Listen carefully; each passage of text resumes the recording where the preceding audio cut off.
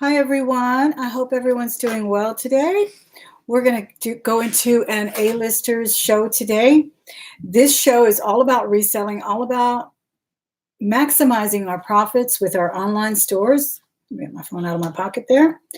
And how to continue to do what we've been doing for a while. I've been doing this for a good, 12 years, I believe, at least a dozen years on eBay. I try all different platforms. I never say never until I try it. And but as is the case with many people who do this, either full-time or as a part-time basis, as do I. Let me adjust my camera just a tad there. We go into a plateau. We go into stagnation sometimes that we just can't seem to get out of. And so that's kind of what I want to address today. I want to welcome you to the channel. If you are new to the channel, please know this is the kind of content we do here. We like to talk about reselling. I bring you thrift hauls. I love thrifting. I think thrifting came before resell for sure. Though I used to resell at flea markets and other places, I didn't really have garage sales. My mother had garage sales, but that was just once a year or something. But I always sold at flea markets, and I always found a way to kind of, thin out the hoard and all of that. I did find it more of a career, more of a job, more of a side hustle within the last 10 years. So I have really tried to always hone it, always polish it up, as they say, always trying to make things better, because things do get stagnant, and we get stagnant, and we get lazy, and we get unmotivated, and we get stressed about not selling, and then it's kind of like a perpetuating self-fulfilling prophecy, I guess. We see our hoard, we see that the sales aren't what they used to be a couple of months ago and whatnot, and we kind of put it on the back burner and start doing other things.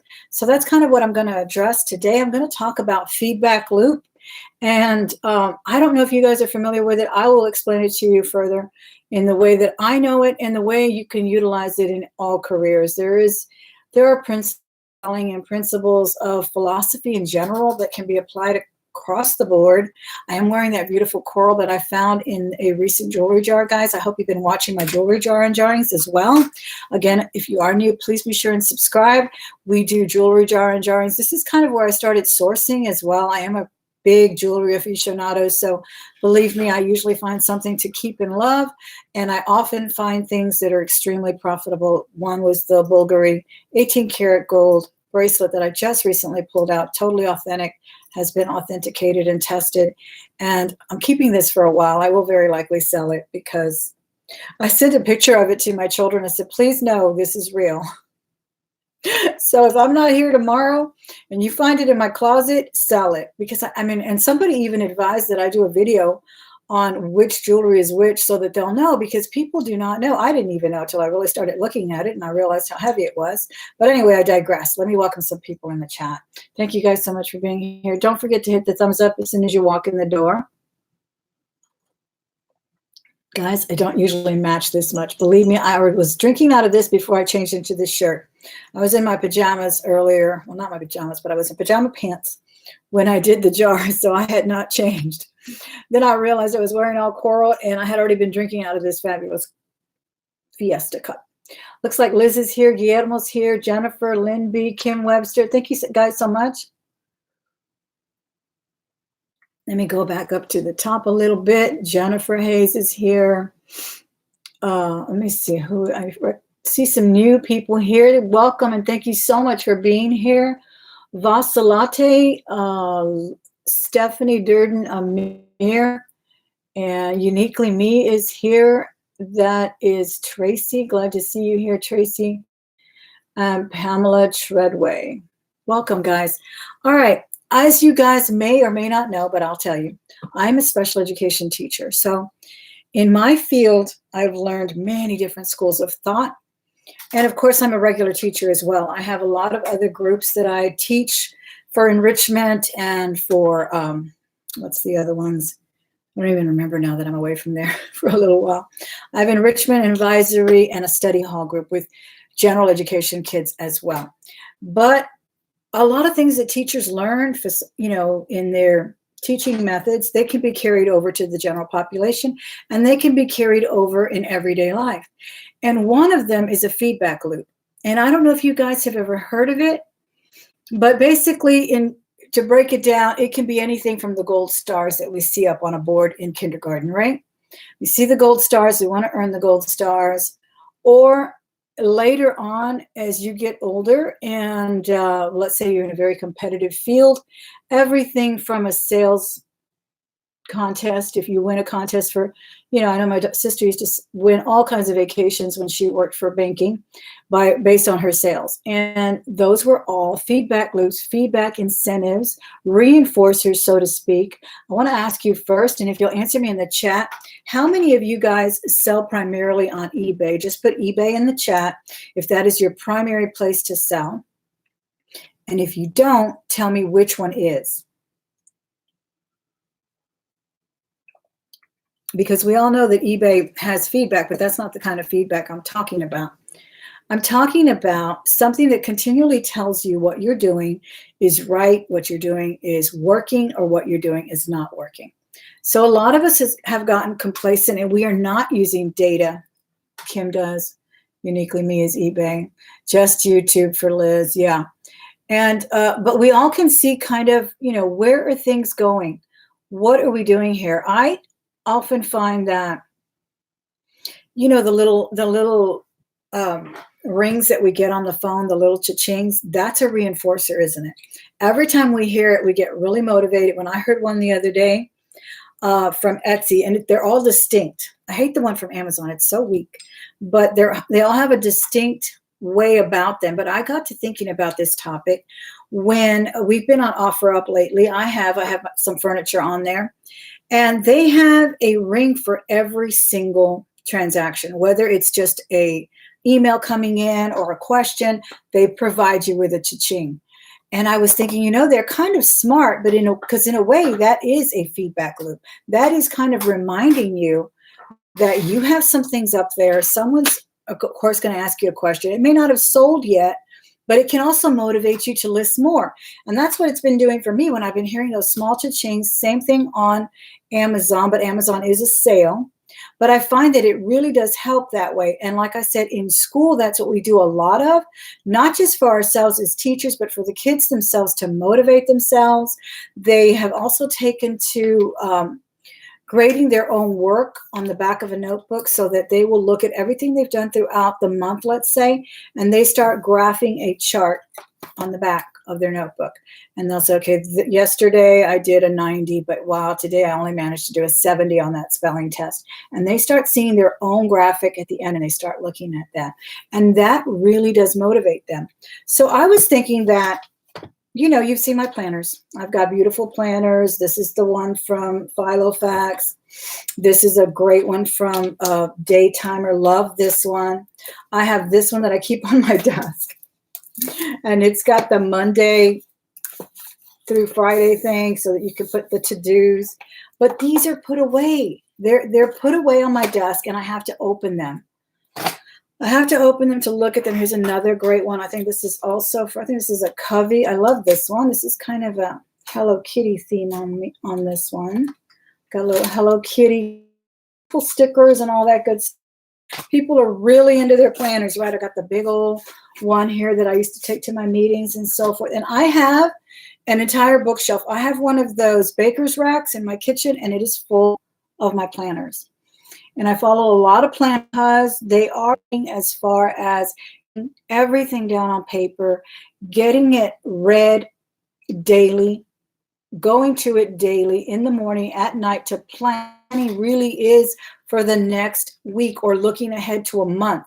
It's not just a to-do. Oh, what was I supposed to do today? What am I going to do on Wednesday or whatever?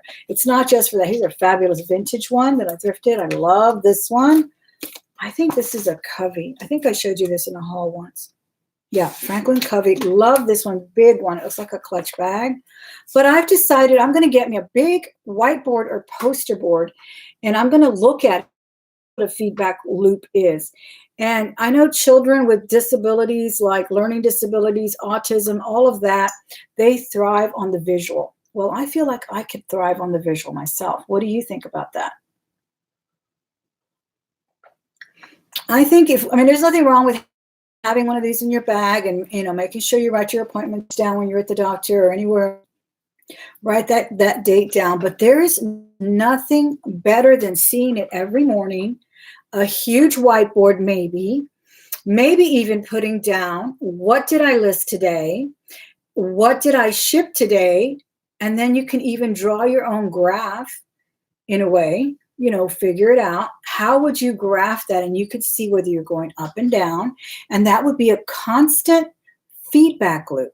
These are called feedback loops because you have to keep going around. And as you see yourself progressing, it's a positive fulfilling prophecy because you're seeing the progress. You're seeing where you're maybe on that day you got really busy and you didn't list as much, didn't sell. You could put it for selling and for listing. And then you could compare that, but you would have to I have a whiteboard here that I use for my notes.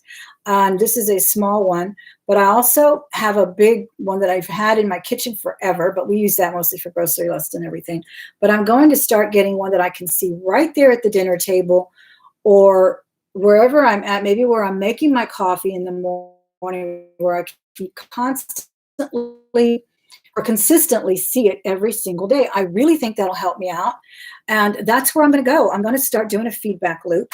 I'm going to start, we all know about goal setting. And I've asked some of the people that I've had on my interview show recently, the summer chats, about their data collection, about their goal setting, because many of them used to do it. Many of them dropped it. Many of them keep doing it. And I think it's really, really important. I'm from the old school of thought that says not only should you have a goal, but you should have a date to go with it. It's kind of like, I don't want to be judgmental or anything, but I've known women and girlfriends and coworkers who will say things like, that's my fiance. They've been calling that person their fiance for 10 years. For 10 years, he's been a fiance. Honey, he's not a fiance. He's your shack up boyfriend, your partner, your common, but he's no longer a fiance. If you don't have a date for that wedding, he's not a fiance. That's just the way I see it. And that's kind of blunt, I know, but that's just the only analogy I can think of when it comes to goals as well. And this is what I do when I step into my classroom, first day of fall, when we're back in, I have to have a date. I want to do all these arts by so-and-so day. I have to have it written down or it doesn't seem real to me. What do you guys think about that? Let me see what you're saying in the chat. You think it's a good idea, Jennifer? I think so too. I think you really do have to have dates or they don't become real. And they don't have to be huge goals. They can be small goals. I think small goals are achievable. They make us work for them. But if we say in 1 month, I'm going to list that dead pile that's in my armoire. That's what I did for the summer. I showed you in my other videos, the death piles I have in those 2 dressers in the other room. And I've tackled 2 or 3 things out of there. But I've only done 1 of them. I'm going to do 1 little dresser at a time. So I'm going to see how that works out for me. Let me see who else showed up in the chat that I need to say hello to. Leah's Lovelies Schmuck. Well, I'm sorry you had to leave, but I hope you come back. Adriana Martinez is here. And I'm seeing a lot of people are on eBay and Posh. That's fabulous. Posh is one you cannot leave behind, though. You really do have to put those goals down, and then maybe you could even put, how many times did I share my closet today? Maybe once a month, maybe twice a month. Whatever's going to work for you is what's important, because if you want to do what other people are doing, you'll never do that. You actually took a bookkeeping class that I wish I could apply to reselling. Well, I don't see why you can't, Amanda. I think you possibly could do that. I really do. And I also think that this helps us organize things. We tend to put things off because we're very disorganized. I know I am. Like I said, all of these planners, guys, sitting here, but they're waiting for me to open them. They're waiting for me to open them. This one's more like a to-do list right now. It's really not a planner for me. I really want to start using it as a planner. I love the bullet point, rather the bullet journaling. That's maybe a little bit too intense for some people, but the idea, you can get just the gist of it and apply that to your planning. But again, I really want to go with a big visual board that I am looking at every single day. That can be just one of those oversized calendars too. They have a lot of those, and they do have them for the academic frame, which starts, I believe, in July, or no, it starts like in September or August, and then it runs through the new year because it goes through the academic year. And I love that one because you can get it in the middle of the year. And they have the big oversized calendars, or the ones that you can put on your desk. I like those too. I did have one here, but my daughter spilled something on it and I had to get rid of it.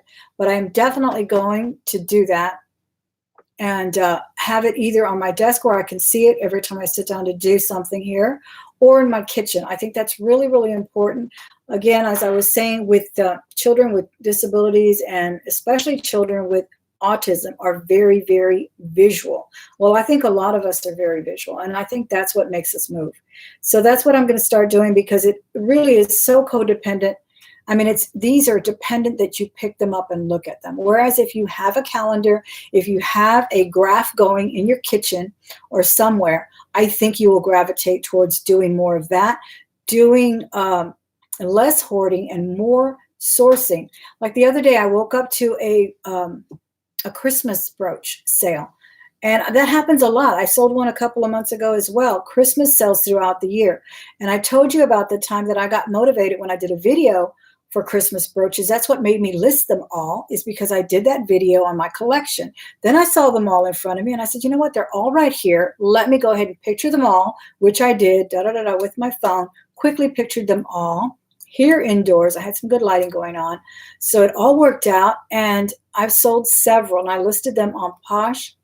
No, not on Posh. I listed them on Mercari, on eBay, and Etsy, and they've sold on Mercari and Etsy. And I think I have sold a couple on eBay as well.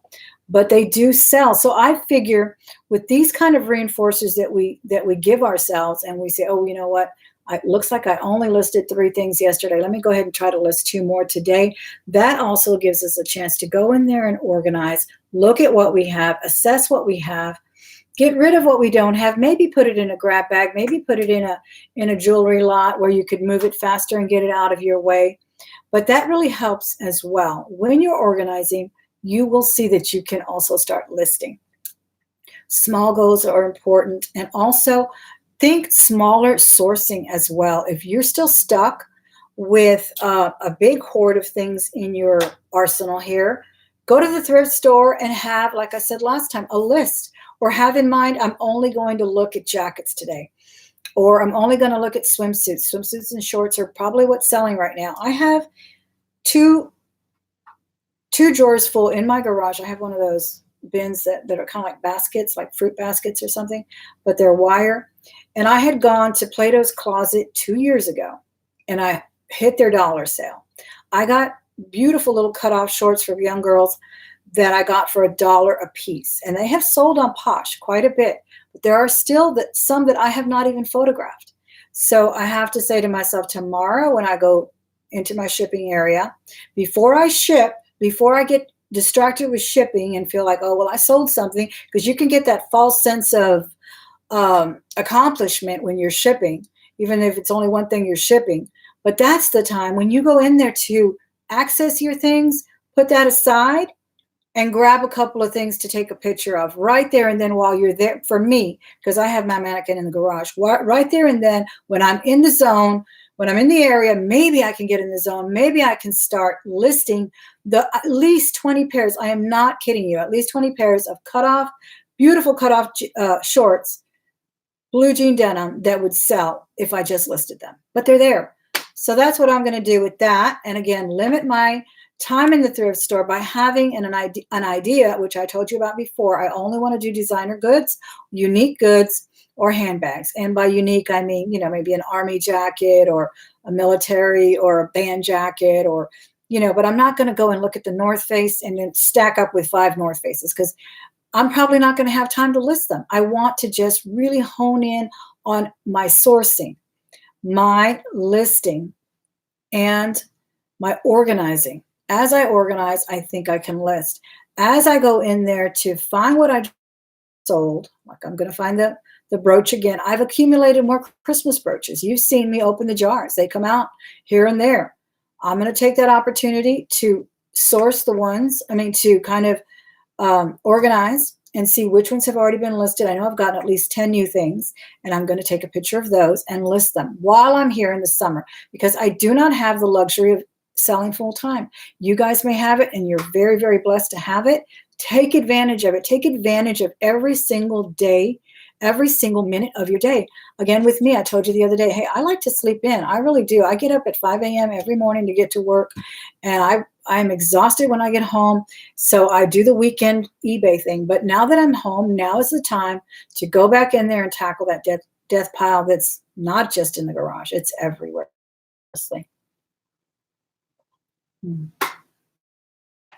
Let me see who else is in the chat here. Hand crank sewing machine. You sold a child's collectible for $300. How fabulous, Catherine. What was it? A sewing machine? Oh my goodness. How fabulous. The same thing happens with me. I go in the garage. I went the other day, and I have another cabinet full of toys and little glasses, and I had these Coke machines, and I had showed that, I think in one of the shows, I think it was Nikki's List It or Ditch It show. I had showed it there, and everyone said, yeah, list it. I didn't get around to listing it. As soon as I listed it, it sold. So there's plenty of things there that will sell if only we take the time to put them up. It's incredible the way we can, talk ourselves out of it. We really, really can. So again, I want to leave you today. I always tell you that I want to get out of here quickly. I like to make my show a little bit more succinct on Sunday and just leave you with a little nugget of some inspiration, maybe some idea of using the reinforcement systems, the token systems that work for us so great in high school and middle school. We all wanted to get, even high schoolers love to get reinforced. And I work with middle schoolers, and they love to get reinforced with verbal praise, with a candy. They absolutely love candies when they answer something right, or a certificate. You would be surprised to know that the kids who have worked hard, they love getting little certificates that say they did well, they've improved. We as adults, we get reinforced when we get the cash in our hands. We wouldn't go to work if we wouldn't get paid. That's a reinforcer, like it or not. That's a reinforcer. Many people who do volunteer work, they're reinforced in other ways. They love the camaraderie and the fellowship that comes from helping others. All of that is a reinforcement, and we need to find it for ourselves. It's not going to come knocking your face. You have to find a way for you to do it. It's just like when I write, I tell you guys that I like to journal things, and I've been actually using this little book for questions and answers. For questions that I want to ask some of my guests that I've had on my interview show. And I decided, you know what, I've got this beautiful book. It helps me get more inspired to write things down, to think about it, to use my brain for ideas when we just seem to be so busy that we don't sit down and listen to our own ideas. And that's what I'm talking about now, is to put that board up in front of you. Get yourself a big calendar, one of those big ones with the big blocks where you can put down what you did that day and you can see it. And you don't have to go hunt it down. You don't have to put stickers. Stickers are fun. And if that's your thing and that reinforces your date, let's do that with a date, because that makes it real. When you have something with a date, it's real. If you don't, it has to be something detailed, and it has to be something that can be data driven as well. And that's what that calendar, that's what that graphing feedback loop that I'm talking about, that's what helps psyche. It really, really does. When you see something in front of you like that, it helps you to keep what you're doing, keep working, and not let it go just because you didn't get a sale in a week. Doesn't mean you're not going to get a sale when you go to bed tonight. You're going to wake up with 2 sales.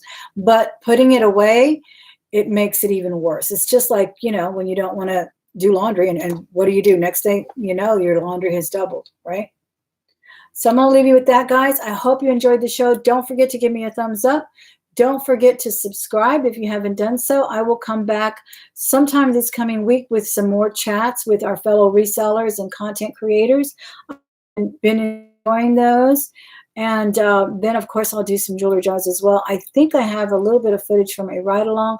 I'm going to try to do a live ride-along at one of my favorite thrift stores that does not, because the Goodwill has music, and I can't music. They'll just get me right off. But I'm going to try to do that so you can see some of the places that I do here in Houston while I'm here for the summer. All right. Thank you guys so much. I appreciate it. Let me know your thoughts in the comments, and I'll talk to you very soon. Bye-bye.